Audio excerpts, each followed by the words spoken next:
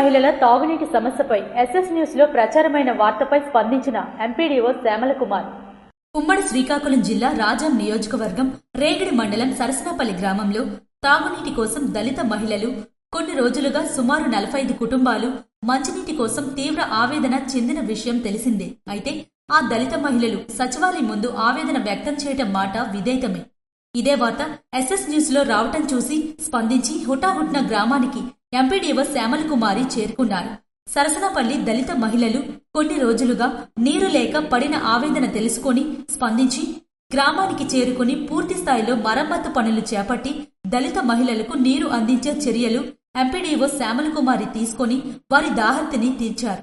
నీరు లేక తమ ఆవేదన తెలుసుకుని దాహర్తిని తీర్చే విధంగా చర్యలు తీసుకున్న ఎంపీడీఓ శ్యామల కుమారికి ఆర్డబ్ల్యూఎస్ జేఈ శ్రీచరణ్లకు సరసనపల్లి గ్రామ దళిత ప్రజలు ధన్యవాదాలు తెలియజేశారు.